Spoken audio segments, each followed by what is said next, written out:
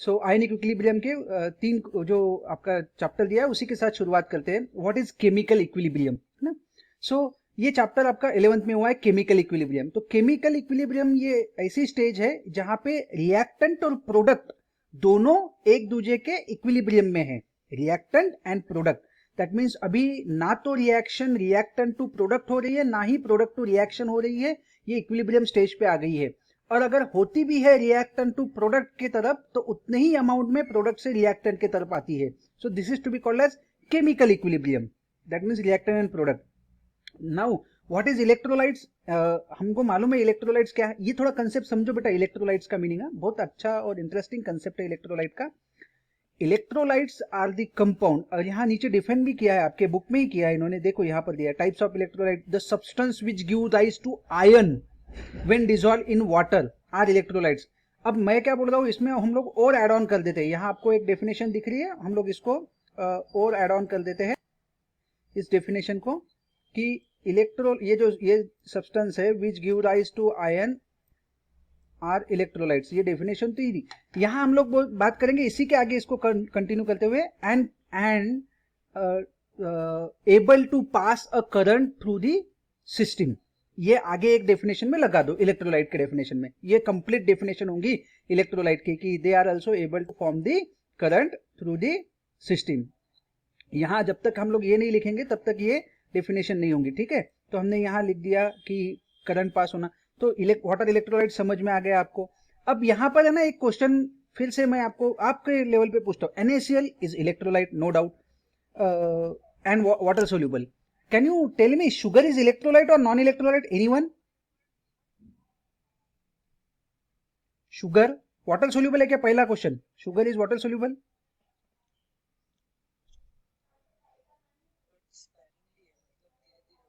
नहीं, you can claim that कि sparingly है या नहीं है. सोल्यूबल है ना, दैट्स इट अभी फिलहाल के लिए. Sugar yes soluble, okay good. तो sugar is soluble. NaCl is also soluble, है ना. तो NaCl is electrolyte.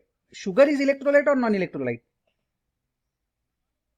Very good, sugar is non electrolyte. दो sugar is polar. Sugar polar nature के है. क्यों? क्योंकि उसके अंदर कार्बन, हाइड्रोजन और ऑक्सीजन है. और जब ऑक्सीजन बीच में आ जाएगा कहीं पर भी तो इलेक्ट्रोनेगेटिविटी ऑफ ऑक्सीजन की बहुत बहुत ज्यादा है एज कंपेयर टू कार्बन और हाइड्रोजन. तो वो कहीं ना कहीं बॉन्ड को खींचेगा and it makes the sugar in a polar nature and that's why it try to dissolve in a water with the hydrogen bonding. तो पानी में हाइड्रोजन बॉन्डिंग के साथ जा रहा है, that means sugar is non electrolyte. मगर sugar का अगर हम लोग प्योर सॉल्यूशन बनाते हैं वाटर में तो उसमें से इलेक्ट्रिसिटी कंडक्शन नहीं होगा. वही हम लोग बात करेंगे इलेक्ट्रोलाइट जैसे कि NaCl है, they carry a electric current. तो यहाँ ये दो क्वेश्चन के आंसर है. What is chemical equilibrium, what are electrolytes. यहाँ मैंने और एड ऑन करके बता दिया what are non electrolytes but soluble in solvent like water. तो हमने शुगर का एग्जांपल लिया. अब यहाँ है ना केमिकल इक्विलिब्रियम तो हमने देख लिया डेफिनेशन. वैसे ही है ना हमको पूछा जाएगा डेफिनेशन, डिफाइन आयनिक इक्विलिब्रियम. तो आयनिक इक्विलिब्रियम डिफाइन करना बहुत ही आसान है आपके लिए. The equilibrium exist between unionised and ionised, that means NaCl and Na plus and Cl- के बीच में अगर हमारे पास इक्विलिब्रियम एग्जिस्ट होता है तो हम उसको बोलते हैं usually that means ionic equilibrium. You can pen down, अगर आपको लगता है यही कि यही तो हम लोग एक एग्जांपल भी ले सकते हैं. एग्जांपल देते हो क्या ना, NaCl का मत दो, HCl का मत दो, एग्जांपल देते हो मेरे लिए. आप अगर एग्जांपल दोगे ना तो ये एग्जांपल सबसे अच्छा है, CH3, क्योंकि ये वीक है और ये कंप्लीटली CH3COOH है ना. ये example that is more appropriate example at this moment, क्योंकि ये वीक इलेक्ट्रोलाइट होने की वजह से क्या होगा कि ये कंप्लीटली आयोनाइज नहीं होगा, वीक इलेक्ट्रोलाइट है. तो हमको इसको बताने के लिए आसान भी हो जाएंगे. ये जाता है CH3, तो ये एग्जांपल देना, क्योंकि जब तक डेफिनेशन कब तक कंप्लीट नहीं होती जब तक हम लोग उसके नीचे एग्जांपल नहीं लिखते. तो आपको यहाँ एग्जांपल लिखना जरूरी है. CH3CO minus plus H plus. I don't have right now digitalizer with me, तो थोड़ा टाइम लग रहा है बेटा लिखने को, मगर still I am conveying my message to you. Okay done. तो यहां तक हम लोग पहुंचे. तो ये हो गया केमिकल इक्विलिब्रियम, इलेक्ट्रोलाइट्स और यहाँ ये वाले पॉइंट तक के हम लोग. अब आगे यहाँ से मैं बता रहा हूँ आपको. Let's start with this. ये पूरे चैप्टर में हम लोग क्या करने वाले, H प्लस और OH माइनस के बारे में हम लोग बात करेंगे. दैट मीन्स वाटर का आयोनाइजेशन एंड अनआयोनाइजेशन, इसी के बारे में, ionization of weak and strong, weak acid and weak bases, reaction between ions of salt and water, ये सब चीजें हम लोग यहाँ पे देखेंगे। Types of electrolyte we have already discuss, electrolytes मैंने आपको बताया है, इसके पहले भी हमने जहां पर भी आया है वहां पे हमने टाइप्स ऑफ इलेक्ट्रोलाइट डिस्कस किया है। Right now I am also going to discuss what there are two different types of electrolyte, one is the strong electrolyte, another is the weak electrolyte. So हमने बार बार देखा है कि जैसे ही मैंने उसको, और ये जितना भी हम लोग इलेक्ट्रोलाइट्स के बारे में डिस्कस करने वाले हैं ये सब की सब यहाँ देखो आप, व्हेन डिजॉल्व इन वाटर, यहाँ हम लोग ये पार्ट के बारे में ही बात करें। We are talking about the dissolution of that electrolytes और solubilization of that electrolyte in water, non other than the water solvent. हम लोग वाटर के अलावा बात नहीं कर रहे। तो इसका क्लियर मीनिंग है कि जो कंपाउंड पानी में जल्दी से जल्दी घुलेगा उसको हम लोग बोलेंगे स्ट्रॉन्ग इलेक्ट्रोलाइट, और जो कंपाउंड पानी में घुलने के लिए टाइम लगेगा या उसमें उसका आयन बनने के लिए टाइम लेगा उसको हम लोग बोलेंगे वीक इलेक्ट्रोलाइट। जैसे कि अगर मैं यहाँ बात करूं तो NaCl will be act as a strong electrolyte as soon as it added to the water it try to attain the equilibrium stage, है ना। वही अगर मैं वीक के बारे में बात करूं तो ये अभी हमने लिखा था एग्जांपल एसिटिक एसिड वाला, तो ये हो गया स्ट्रॉन्ग और वीक इलेक्ट्रोलाइट।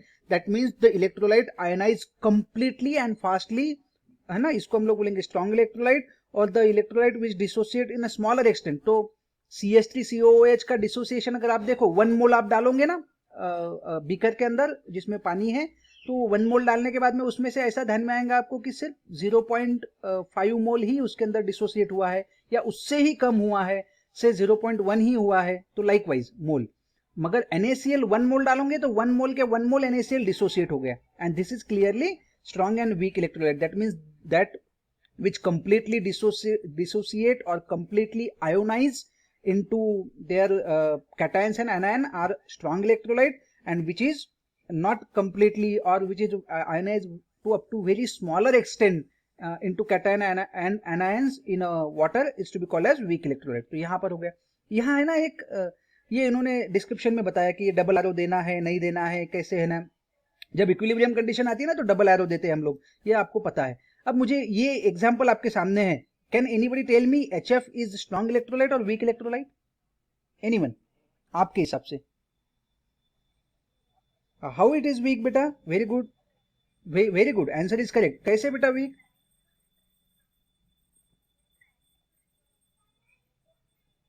देखो HCl इज स्ट्रॉन्ग इलेक्ट्रोलाइट और वीक इलेक्ट्रोलाइट। नेक्स्ट क्वेश्चन, ये छोड़ दो अभी यहाँ का।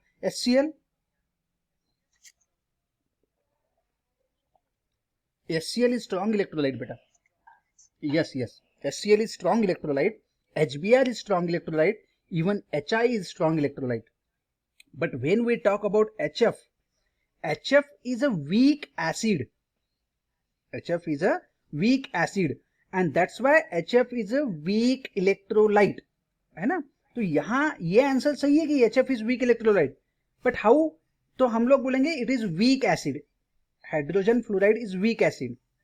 अगर मैं बात करूं HCl, HBr, HI, है ना, इनके बारे में, तो ये सभी के सभी हम लोग यहाँ पर क्लियर बता रहे हैं कि ये है strong acid, and as soon as हमने बोला कि ये स्ट्रॉन्ग एसिड है तो ये स्ट्रॉन्ग इलेक्ट्रोलाइट हुए, ठीक है।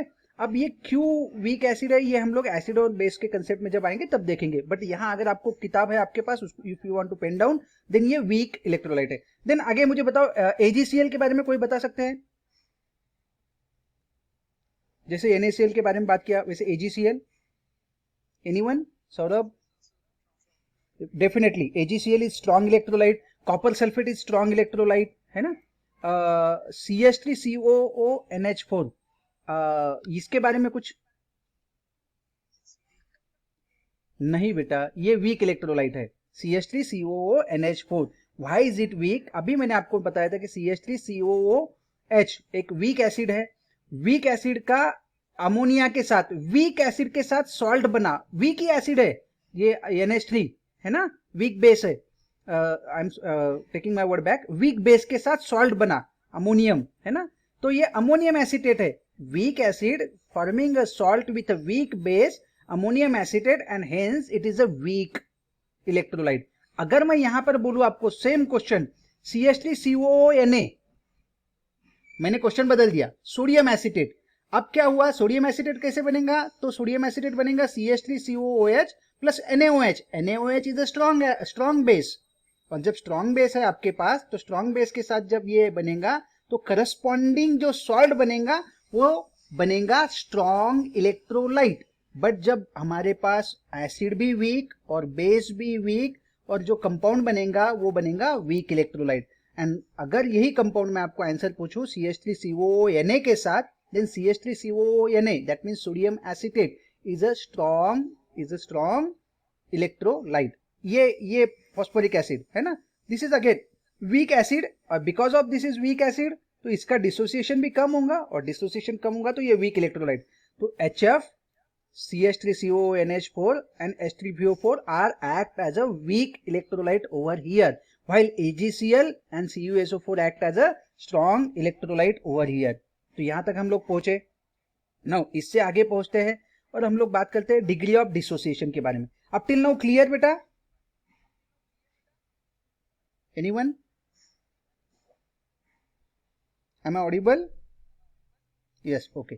डिग्री ऑफ डिसोसिएशन के बारे में हम लोग बात कर रहे हैं। डिग्री ऑफ डिसोसिएशन में हमने देखा है alpha, that is at degree of dissociation कब गिनना है हमें, या कब पिक्चर में आएगा, जब आप इक्विलिब्रियम कंडीशन पे पहुंच जाओगे तभी, उसके पहले नहीं आ सकते हम लोग। तो एट इक्विलिब्रियम कंडीशन पे the number of moles of dissociated divided by total number of moles is nothing but degree of dissociation. Let us consider again the example of NaCl। NaCl पानी में डाला और हमने वेट किया equilibrium condition आने तक के, तो कंसिडर करो मैंने 1 मोल NaCl लिया था, वाटर में डाला, और इक्विलिब्रियम कंडीशन पे आने के बाद में मैंने देखा कि कितना मोल NaCl अभी बचा है उसके अंदर, अनडिसोसिएटेड है। तो when I observe there is a 0 mole of NaCl undissociated है, पूरा की पूरा डिसोसिएशन में गया, Na पॉजिटिव और Cl माइनस में। तो आपने 1 मोल लिया और कंप्लीट 1 मोल डिसोसिएट हुआ और टोटल नंबर 1 मोल था, तो डिग्री ऑफ डिसोसिएशन कितना हुआ उसके लिए 1, because it is a strong. तो alpha is nearer to 1 for strong electrolyte and alpha is nearer to 0 for weak electrolyte. इतना ध्यान में रखना है आपको। जैसे कि मैं बात करूं कि NaCl, अब आपने बोला कि यहाँ 1 डिवाइडेड बाय 1 यानी आंसर इज 1 फॉर अल्फा, और डिग्री ऑफ डिसोसिएशन यानी अल्फा की value is always in the range of 0 to 1, ये एक हमने स्टेटमेंट की है। यहां पर भी मैं वही बात कर रहा हूं कि यहाँ ये फॉर्मूला हमें याद रखना है स्टेट बोर्ड के लिए। डिग्री ऑफ डिसोसिएशन की डेफिनेशन याद रखना है, that is degree of dissociation of a electrolyte is defined as the fraction of total number of moles of the electrolytes, total number of moles of the electrolyte that dissociate in its own ions at an equilibrium, ये हमें बताना है। If you not getting this, because आजकल है ना mark इसलिए कम आ रहे हैं स्टेट बोर्ड में, आप देखो CBSE में बहुत अच्छे मार्क्स है, स्टेट बोर्ड में, स्टेट बोर्ड वाले ना यही डेफिनेशन मांग रहे हैं। Otherwise you can simply say the definition, that is the degree of dissociation is nothing but the total number of moles dissociated divided by total number of moles taken at equilibrium condition. That can be a definition, but right now state board में इसको mark नहीं मिल रहे। Definition कितनी भी सही है मगर mark नहीं मिल रहे। उनका क्या बोलना है कि मार्क यही होना, दैट मीन्स डेफिनेशन यही होना चाहिए, define as the fraction of total number of moles of the electrolyte, fraction of total number of moles of the electrolyte that dissociate into ions when the equilibrium is attained. This is the complete definition as per the textbook, and this is required for the degree of dissociation. Otherwise you will not get the mark. This is absolutely as per the state board. तो हम लोग ये define इसीलिए बोल रहे हैं। आगे चलते हैं। हमने यहाँ क्लियर किया कि अल्फा यानी क्या है, अल्फा 0 से 1 के बीच में होगा, और percent of dissociation is nothing but alpha into 100। जैसे यहाँ आंसर मिला मुझे 1, तो 1 into 100 इज इक्वल टू 100%। तो हम लोग क्या बोलेंगे कि NaCl is percent dissociation of NaCl is 100%। अगर हम लोग एसिटिक एसिड के बारे में बात करेंगे तो आंसर में भी 0.1, तो हम लोग बोलेंगे percent dissociation of acetic acid is 10%। 0.1 into 100 is equal to 10%। तो ये हमने यहाँ बात की। Now come to the acid and bases concept. This is again we have already seen that acid and bases concept, मगर still I am going to show how हम लोगों का एसिड कोई नई चीज नहीं है। हमने इसके पहले भी हमने बात की है कि एसिड, आपके घर में जो विनेगर है उसको हम लोग बोलते हैं एसिटिक एसिड है, डाइल्यूट एसिटिक एसिड है। सिट्रिक एसिड हम लोगों को नींबू में पता है ना। हम लोग अगर एंटासिड लेते हैं, आप जेलुसिल देखो जो पिंक कलर की मिलती है या और कुछ, उसके अंदर मैग्नीशियम हाइड्रोक्साइड एज एंटासिड रहता है ना। Ammonia in house hold cleaning products, जहाँ पर अभी तो बहुत रेयरली दिखता है अमोनिया, बट अमोनिया को आपको अगर अभी ये भी पब्लिक टॉयलेट भी कम है एक्चुअली, पब्लिक टॉयलेट से अमोनिया की स्मेल आती है ना। If you go to the bus stop and वहाँ के पब्लिक टॉयलेट, तो वहाँ ammonia, that means ammonia is not basic compound, it is not new to us. Antacid, ammonia, magnesium hydroxide also not new to us. Vinegar, citric acid, ये भी हमने देखे हुए हैं, ठीक है। इसके अलावा अगर मैं बात करूँ टैमरिन, टैमरिन मतलब इमली, स्वीट टैमरिन, या आपको टैमरिन, इमली के अंदर जो टार्टारिक एसिड होता है ना। So these are the some example which you use in day to day life. Now come to the interesting part, Arrhenius acid base theory. Already हमने देखा है, बहुत अच्छी से देखा है कि अगर मैं सब्सटेंस को पानी में डालूं, अरेनियस का कंसेप्ट एप्लीकेबल होता है वाटर एंड वाटर के ऊपर ही। अगर कंपाउंड वाटर में नहीं डाल रहे हो तो अरेनियस के हिसाब से वो एसिड नहीं है।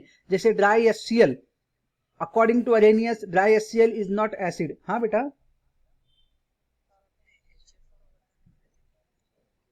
हाँ, यस, ठीक, ये HF है बेटा। हाँ, यहां पर हमने बात किया था HF इज वीक एसिड, है ना। ये any acid is strong when it is goes into the, ये अरेनियस कंसेप्ट के साथ चलेंगे हम लोग, क्योंकि हम लोग यहाँ पानी में डाल रहे हैं कंपाउंड को और उस हिसाब से उनका डिसोसिएशन निकालने वाले, सही है। अगर मैं HF को वाटर में डालूं, ठीक है, तो मुझे बताओ कि H और fluorine, fluorine is the most electronegative element, और वो H को इतने अच्छी से पकड़ के रखता है अपने साथ कि वो उसमें से H को निकलने नहीं देता। और अगर H वहां से निकलेगा नहीं पानी के अंदर तो डिसोसिएट होगा क्या? नहीं, H प्लस नहीं बनेगा, F माइनस नहीं बनेगा। एंड दैट्स वाई जब तक एसिड एसिड नहीं कहलाता, जब तक वो H प्लस नहीं निकालता वहां से, वो प्रोटॉन नहीं देता, है ना, तब तक acid is not a acid. तो HF के साथ क्या हो रहा है कि फ्लोरीन एंड हाइड्रोजन, इनका जो इलेक्ट्रोनेगेटिविटी का डिफरेंस है, इनका जो इंटरेक्शन है, that is very strong, and fluorine is not able to और not readily gives the hydrogen, वो देने को तैयार नहीं है। तो यहां पर हम लोग बात करेंगे, that's why HF will act as a weak acid and that's why it is not go into the dissociation। तो वहां पर वो डिसोसिएशन में, या HF में से हाइड्रोजन नहीं निकल रहा है इसीलिए HF इज वीक एसिड, तो इसीलिए वहां पर। अगर यही क्वेश्चन मैं अभी भी बता रहा हूं बेटा आपको, हाँ, यही क्वेश्चन आपको और एक जगह आता है, इसीलिए इंपॉर्टेंट है ये, क्योंकि यहां तो हम लोगों ने HF को वीक एसिड बताया है।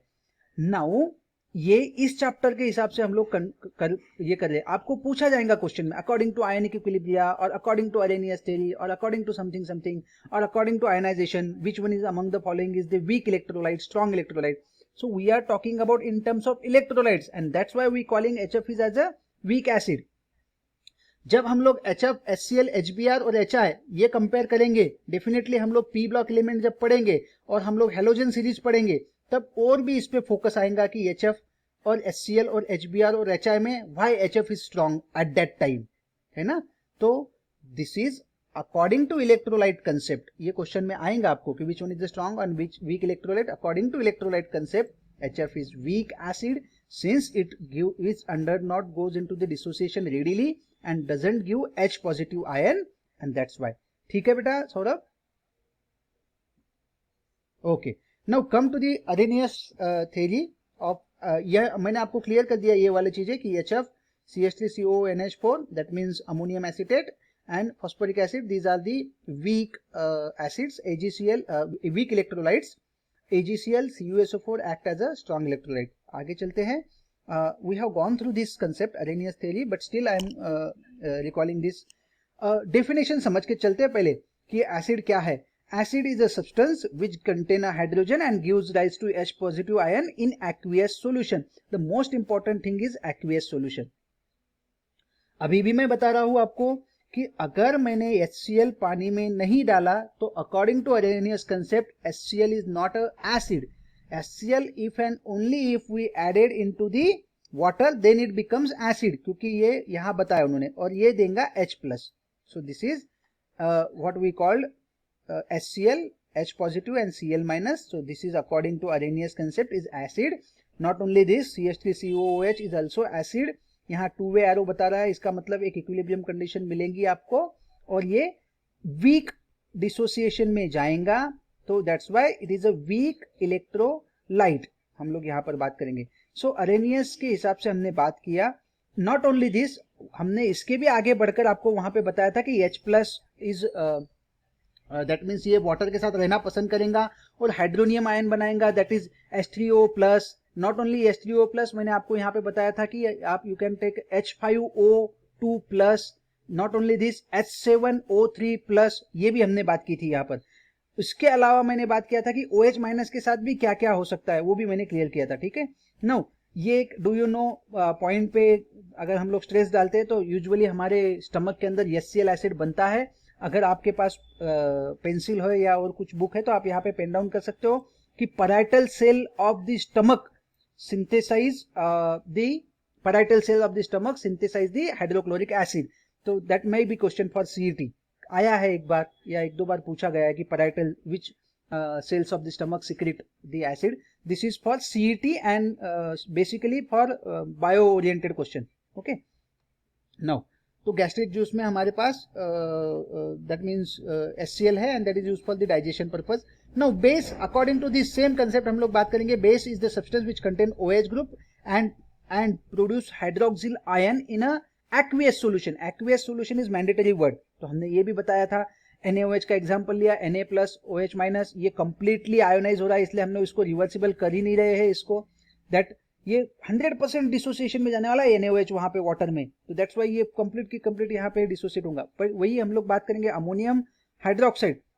So ammonium hydroxide is weak और ये कंप्लीट नहीं हो रहा है, इसीलिए हम इसको यहाँ पर रिवर्सिबल बता रहे हैं, यानी कुछ पार्ट इसमें जाएगा तो कुछ वापस कन्वर्ट हो जाएगा अमोनियम हाइड्रोक्साइड में। दिस इज, इसके अलावा मैंने ये भी बताया था कि OH- जो है ये completely again it is hydrophilic, यानी हाइड्रोफिलिक का मतलब होता है प्यार करने वाला, हाइड्रो मतलब पानी, पानी से प्यार करने वाला, हाइड्रोफिलिक नेचर है OH- का भी and not only OH-, H+ का भी, दोनों को भी पानी से लगाव है।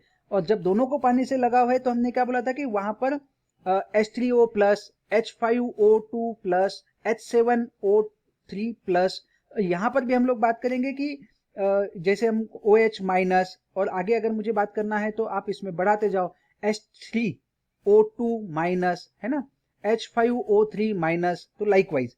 तो ये हमने क्लियर किया था, वहां पर मैंने लिखा के भी दिया था ना। तो दिस इज अरेनियस थ्योरी। और यहाँ पर हमने बात करा कि Arrhenius theory does not account for basicity of NH3 Na2CO3 which do not have OH group. अब क्योंकि अरेनियस थ्योरी ने डेफिनेशन में ये बताया है कि एसिड यानी पानी में डालने के बाद में H+ देगा, बेस यानी पानी में डालने के बाद में OH- देगा। अगर ये नहीं दे रहा है तो वो बेस नहीं है, या अगर H+ नहीं दे रहा है तो एसिड नहीं है। अब यहां देख लो आप, तो अमोनिया अगर मैं पानी में डालूं तो NH यानी that means it is not giving H+ और दैट मींस सॉरी OH-। अब जब OH- देगा नहीं तो according to Arrhenius concept is not base. even not only ammonia, Na2CO3 is not a base according to Arrhenius concept because it not going to give us a OH- in a water। तो यहां तक ठीक है। No, Bronsted and Lowry theory समझ में आ गया बेटा Arrhenius. इससे ज्यादा डीप में हमने अभी जो आई थिंक सो सैटरडे के लेक्चर में ज्यादा डिटेल में देखा है इसको, ठीक है। But according to state board हम लोग इसको देख रहे हैं। स्टेट बोर्ड में सिर्फ define acid and bases according to Arrhenius theory हमको आ गया है डिफाइन, है ना, ठीक है। आगे चलता हूं बेटा मैं, चलो। Bronsted and Lowry theory. No, Bronsted and Lowry theory इनके हिसाब से क्या है, एसिड। ये भी हमने बताया था कि acid is the substance which donate proton to the another substance and base is the substance which accept a proton from the another substance। तो acid is a substance which donate proton to another substance and base is the substance which accept the proton from the another substance। These are to be called as that is according to Lorry-Bronsted concept acid and bases। अब यहां पर बहुत ही clear हम लोग यहां समझा देते हैं। Let me, this is HCl is acid, okay. अगर ये एसिड है, डिसोसिएट होने के बाद में ये क्या दे रहा है, प्रोटॉन दे रहा है, देखो H+, तो इसमें से H+ निकल गया, बचा क्या, Cl-। सो इसका दैट मीन्स हमने यहाँ पर एक वर्ड यूज किया था, अगर आपको याद होगा, मैं नीचे चलता हूं, मैं आपको शो भी करता हूं कौन सा वर्ड यूज किया था हमने, कॉन्जुगेट एसिड बेस पेयर, ठीक है, यही हम लोग देखते हैं इसको, कॉन्जुगेट एसिड बेस पेयर को। हमने क्या बोला यहाँ पर कि ये जो कंपाउंड है, ओके डन, ये जो कंपाउंड है HCl, HCl इन एक्वियस सॉल्यूशन अंडरगोज डिसोसिएशन, और H प्लस दे रहा है मतलब प्रोटॉन दे रहा है, और अगर प्रोटॉन दे रहा है तो that will act as acid, और ये कहाँ कन्वर्ट हो रहा है तो Cl माइनस में, तो HCl का कॉन्जुगेटेड एसिड, कॉन्जुगेटेड बेस क्या है तो Cl माइनस, ठीक है। अब क्या हुआ, ये Cl माइनस जब यहाँ आएगा तो it ready to accept proton, क्योंकि माइनस है, तो ये यहाँ पर हम लोग बात करेंगे कि ये प्रोटॉन एक्सेप्ट करेगा, इसका मतलब जो प्रोटॉन एक्सेप्ट कर रहा वो बेस है, जो प्रोटॉन दे रहा वो एसिड है। अब यहां अगर मैं बात करूं तो H3O प्लस जब यहां से कन्वर्ट होगा इस साइड में, तो H3O प्लस में एक प्रोटॉन एक्स्ट्रा है and it can readily donate a proton, if it is readily donate a proton that can act as acid, and कौन लेने वाला है तो हम लोग बोलेंगे कि ये बेस के पास जाएगा, H2O के पास, तो H2O will be act as a base over here. तो ये दोनों एक दूसरे के कॉन्जुगेटेड एसिड बेस पेयर हुए, तो ये बहुत इंपॉर्टेंट है। इससे भी डिटेल में मैंने वहां पे लिया था कि आपका एसिड स्ट्रॉन्ग, आपका एसिड स्ट्रॉन्ग तो उतना ही वीक कॉन्जुगेटेड बेस होगा, दिस इज फॉर जेई, मैंने बताया था जितना आपका एसिड स्ट्रॉन्ग उतना ही उसका कॉन्जुगेट बेस होगा वीक। तो अगर मैं Cl माइनस बोलूंगा तो ये वीकेस्ट बेस में से एक बेस है, ठीक है, HCl is the strongest acid. अगर दूसरी तरह से बात करूं कि जितना आपका बेस वीक उतना एसिड स्ट्रॉन्ग, दैट्स इट। तो ये हमने ऑलरेडी देखा हुआ है, चलो ठीक है। So this is conjugated acid base pair, हमने क्लियर किया। नाउ आगे चलते हैं। तो this is all about according to Lowry Bronsted concept. आपको एक एग्जांपल लिखना है इसके अंदर, you can quote this example और this example, this one is the more appropriate example जहां पे आपको conjugated acid and base pair दिखती है, ठीक है। तो यहां हमने क्लियर किया कि proton donor acid, proton acceptor base. Now come to the interesting task. यहाँ पे हम लोग, बेटा यार still students are joining and because the class is at 6:30, okay. So Lewis theory के हिसाब से हम लोग चलते हैं, ये एक अच्छा कंसेप्ट है लेविस थ्योरी का। अकॉर्डिंग टू लेविस थ्योरी क्या होता है ये भी हम लोग बात करते हैं। ये वहां पर भी हमने देखा था कि जब लोन पेयर, यहाँ 2-3 वर्ड आना जरूरी है, lone pair, donor acceptor and coordinate bond, ठीक है। तो ये कंपाउंड आना चाहिए। यहाँ है ना, ये इनकम्प्लीट डेफिनेशन है आपके बुक में, you can make it complete if you have book. Any species that accept a share in a electron pair and form a coordinate bond. Coordinate bond जब तक नहीं है तब तक आप इसको कंप्लीट नहीं बोलोगे डेफिनेशन को, वो कोऑर्डिनेट कंपाउंड बनाने वाले हैं, कोऑर्डिनेट बॉन्ड बनाने वाले हैं, या कोऑर्डिनेट कंपाउंड होगा तभी ये डेफिनेशन कंप्लीट मानी जाएंगी। So acid is any species that accept a share pair of electron is called as Lewis acid, and base that donate a share pair of electron is called as Lewis base। बहुत ही simple से वे में हम लोग समझा देते हैं, जैसे कि यहाँ पर अमोनिया है, अमोनिया के पास नाइट्रोजन है और नाइट्रोजन के पास एक लोन पेयर है, and that can be accepted by proton H plus, क्योंकि प्रोटॉन ये ऑलरेडी प्लस साइन है तो ये आराम से उसको एक्सेप्ट कर सकता है। And there is a formation of, ये जो बॉन्ड बना ना, ये देखो, इस बॉन्ड को कोऑर्डिनेट बॉन्ड बोलते हैं, जो एक एरो से डिनोट हो रहा है। नॉर्मल बॉन्ड बोल के नहीं डिनोट किया इन्होंने, इसको डिनोट करते हैं उन्होंने एरो से किया है, तो दैट इज कोऑर्डिनेट बॉन्ड। तो ये डेफिनेशन में कहीं पर भी नहीं है और ना ही बुक में दिया है कहीं पर, यहाँ पर दिख नहीं रहा है कहीं, है ना। तो we have to think about that, which bond is going to form, coordinate bond is going to form, and this is nothing but which donate the pair of electron is base, which accept the pair of electron is acid. That is, acid is a compound which accept the shared pair of electron and form a coordinate bond is to be called as acid. And base is the substance which can donate the shared pair of electron or lone pair of electron is to be called as base। तो ये हमने clear किया। And formation of coordinate bond, जैसे यहाँ पर और एक हमने देखा कि BF3, why BF3 is act as acid, because boron is ready to accept the lone pair of electron or shared pair of electron. Lone pair of electron is more appropriate word, that is boron is easily accept the lone pair of electron towards itself, and formation of there is a coordinate bond and that's why it is a acid, while this is ammonia is base. अब ammonia base कहाँ fail हुआ था बताने के लिए, ammonia base है ये fail हुए थे हम लोग अरेनियस कंसेप्ट के हिसाब में, क्योंकि वहां पर OH माइनस बन नहीं रहा था, मगर वो कंसेप्ट क्लियर कर दिया लॉरी सर ने यहाँ, सॉरी लेविस सर ने यहाँ पर, ठीक है। अब एक क्वेश्चन है, ये क्वेश्चन आपको अच्छा वाला क्वेश्चन है, all Bronsted acid are also Lewis bases, all Bronsted bases are also Lewis bases, but all Bronsted acids are not Lewis acid. Explain. Can anyone tell me? कोई एक आप में से आंसर दे सकता है इसका? कोई भी? पहले तो समझ के चलो Bronsted base यानी क्या, Bronsted base यानी क्या, अब भी ऊपर डेफिनेशन देखी हमने, Bronsted acid and Bronsted base. Bronsted base का मतलब which ready to accept the proton, सही था? ओके यहाँ देखो acid substance that donate a proton, and यहाँ हमने वापस देखा base which accept the proton, तो ब्रॉन्स्टेड बेस का मतलब ये हुआ कि प्रोटॉन एक्सेप्टर, सही है, ठीक है। अब मुझे बताओ लेविस के हिसाब से क्या है base, which can donate a pair of electron, वो हो गया बेस। तो इनका क्या बोलना है कि all Bronsted bases are also Lewis base but all Bronsted acids are not Lewis acid. Explain. That might be a question for you. और आजकल rather than पीछे के क्वेश्चन आने के बजाय आपके बोर्ड एग्जाम में यही क्वेश्चन ज्यादा बनते हैं, है ना, तो कोई इस पे इम्फेसाइज आप कर सकते हो? लेट इट बी, मैं आपको बताता हूं। It is visible to you screen? Okay, अब देखो आपके सामने, all Bronsted bases are also Lewis base. According to Bronsted concept, the base is substance which accept the proton. According to Lewis concept, a base is substance which can donate a pair of electron.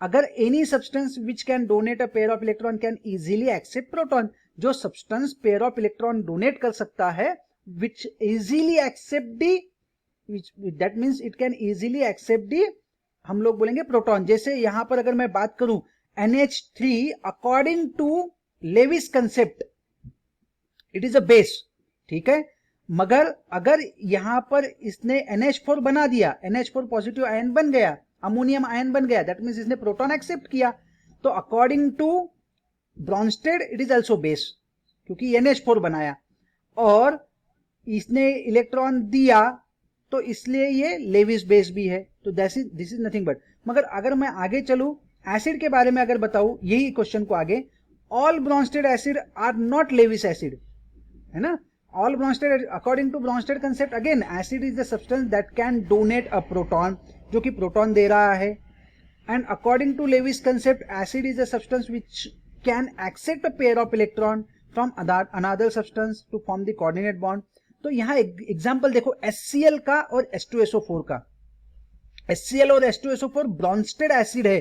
क्यों Brønsted acid है? क्योंकि ये H plus दे रहा है, ये भी H plus देने वाला है, and the substance which can donate a proton, that means H plus बनाएगा, that is Bronsted acid, they can donate a proton. But यही HCl और H2SO4 they can not accept a pair of electron to form the coordinate bond. तो अगर मुझे बताओ यहां मैंने HCl और HNO3 H2SO4 ले लिया, तो दे can not form a coordinate bond with this compound NH3 के साथ, है ना, तो ये बना नहीं पाएंगे, एंड दैट्स व्हाई ये HCl और H2SO4 एक्सेप्ट करने को तैयार नहीं है, and therefore they are not act as a, that means all, यहां हम लोग क्लियर बताएंगे कि इस वजह से all electron, that means all Bronsted acid are not a Lewis acid. तो ये हमने यहाँ पे कवर किया। तो ये वाला क्वेश्चन आपको आंसर अगर पूछा है तो आपको लिखते आना चाहिए। ओके, नाउ ये क्वेश्चन IMP करके रख सकते हैं आप, क्योंकि ऐसे क्वेश्चन एक्सप्लेन वाले क्वेश्चन आते हैं 2 मार्क्स के लिए या और कुछ भी, ठीक है। आगे चलते हैं हम लोग। No this one, amphoteric nature. अब एम्फोटेरिक नेचर ऑफ, पहले एम्फोटेरिक मतलब मैं समझा दूं आपको। आपको वो वायरस का नाम सुना है ना आपने, वायरस है ना, कौन, 3 इडियट, क्या नाम है यार वो प्रोफेसर का, सहस्त्र बुद्धे, है ना, हाँ, वो अगर आप देखो तो वो दोनों हाथ से लिखता है ना, वो पिक्चर में बताए, ये भी हाथ चलता है, ये भी हाथ चलता है, दोनों हाथों से चलना मतलब एम्बीडेक्स्ट्रस, है ना, दोनों। एम्फोटेरिक मतलब दोनों बिहेवियर होना, दोनों हाथ चलना, दोनों बिहेवियर। तो एम्फोटेरिक मतलब दोनों भी बिहेवियर होना, amphoteric nature of behaviour. That means amphoteric मतलब दोनों बिहेवियर का मतलब that means it act as acid as well as base, amphoteric. तो ये क्वेश्चन भी हम लोग बोल सकते हैं कि 2 मार्क्स के लिए, why water act as amphoteric, और explain about the amphoteric behaviour of the water. बहुत ही सिंपल सा मीनिंग है कि एम्फोटेरिक का मतलब दोनों। एम्फोटेरिक याद रखने के लिए वायरस को याद रखना, एम्बीडेक्स्ट्रस, एम्बीडेक्स्ट्रस मतलब जिसके दोनों हाथ इक्वल इंटेंसिटी से काम करते हैं, दोनों हाथ, है ना। तो एम्बीडेक्स्ट्रस, एम्फोटेरिक, तो ये वर्डिंग आपको ध्यान में देना चाहिए कि एम्फोटेरिक का मतलब था दोनों भी, that means acid as well as base. So water water has the ability to act as an acid as well as base. Such a behavior is known as amphoteric nature. तो आपको definition अगर बोलना है तो हम लोग यही बात करेंगे कि acid as well as base, and this type of behavior is to be called as amphoteric nature of water. Like जैसे ही मैंने वाटर को बेस के साथ, उससे स्ट्रॉन्ग बेस के साथ रिएक्ट किया तो वो एसिड बन गया, है ना। और वो एसिड बन के दैट मीन्स हम लोग यहाँ पर बात करेंगे, यहाँ H2O liquid plus NH3 aqueous, OH minus बना, NH4 एक्वियस बना। तो at that time this is act as a acid. जैसे ही हमने इसको स्ट्रॉन्ग एसिड के साथ रिएक्ट किया, it will act as a base. तो H2O act as a acid towards NH3 and act as a base towards HCl, therefore H2O is amphoteric in nature. तो यहाँ पर हम लोग इसको बात करेंगे कि ये एम्फोटेरिक नेचर का ऐसे बनेगा, ठीक है। आप इसको डेफिनेशन में लगाना हो तो डेफिनेशन में भी लगा सकते हो, मगर इतना ही ध्यान में रखो कि एम्फोटेरिक का मतलब है दोनों behaviour, acid as well as base. जब उसके साथ पानी के साथ अगर आप स्ट्रॉन्ग बेस ले लेते हो, या कोई बेस ले लेते हो, स्ट्रॉन्ग के बजाय कोई भी बेस ले लेते हो जो कि वाटर से ऊपर का है, तो that time water act as a acid. और अगर वाटर के ऊपर का कोई भी एसिड ले लेते हो तो that time water act as a base, that's it. So यहां तक के तो हम लोग पहुंच गए, ठीक है। सो राइट नाउ ओके बेटा, एनीवन? हाँ बेटा, कोई भी एक। Vaishali, am I audible to you? Okay, so right now okay. Okay, तो ionization of acid and bases, ये इतना पार्ट हम लोग कवर कर लेते बेटा आयनाइजेशन का। और फिर हम लोग डिसोसिएशन कांस्टेंट का भी हमने देखा हुआ है, हम लोग ओवरलुक करके चलते हैं इसको फटाफट, है ना। तो बेटा किसी का क्लास है? प्रशंसा, प्रशंसा इज देयर? आपका क्लास है बेटा अभी 7:20 को ना, that means I have still 3 minutes. मैं 3 मिनट्स में खत्म करता हूँ बेटा, ठीक है, थैंक यू। हाँ, so ionization of acid and bases. So as I told you कि आयनाइजेशन मतलब उनकी डिसोसिएशन में जाने की कैपेबिलिटी कितनी है। The extent of dissociation is nothing but ionization capacity. And as usual अगर मैं बात करूं, HCl having a very good tendency that it can undergoes into the dissociation completely, and that's why it acts as a strong acid. तो NaOH is also same. So अगर मैं यहाँ पर बात करूं, please allow me 1 minute. Hello, हाँ yes, बोलो ना। मैं आपको कॉल करूँ सौरभ? बस 5 मिनट में कॉल करता हूँ, है ना। हाँ हाँ हाँ, मैं 5 मिनट में कॉल करता हूँ। हेलो, हाँ, तो हम लोग बात कर रहे हैं कि my screen is visible to you? Okay, done done, चलो। तो acid and bases are classified as a strong and weak on the basis of their extent of dissociation. As usual जो जितना जल्दी डिसोसिएट होगा, जितना ज्यादा डिसोसिएट होगा, that I will be act as a strong. So HCl is completely dissociate, and not only HCl, NaOH is completely dissociated HCl, that's why act as a strong acid as well as NaOH act as a strong base। यहाँ पर typically strong acid के example भी नीचे दिए बेटा, देखो मैंने बोला HBr, HI, यहाँ उन्होंने HF का एग्जाम्पल नहीं दिया, ठीक है।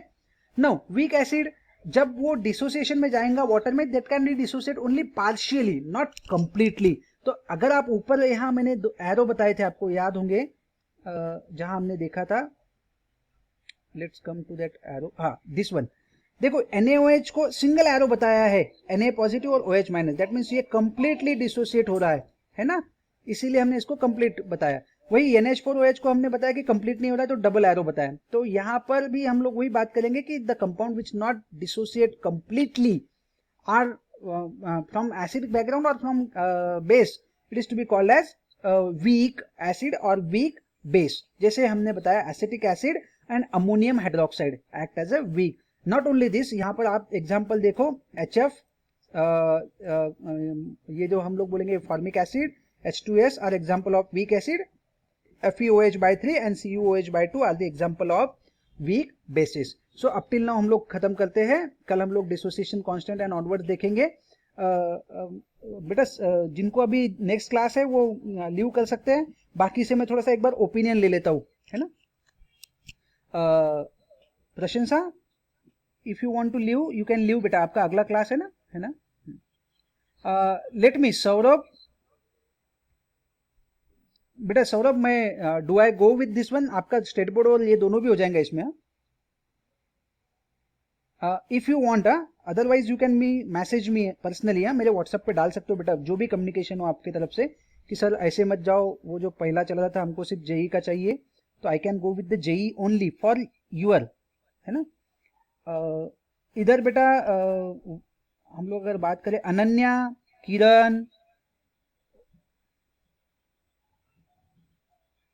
वैशाली, एनीवन?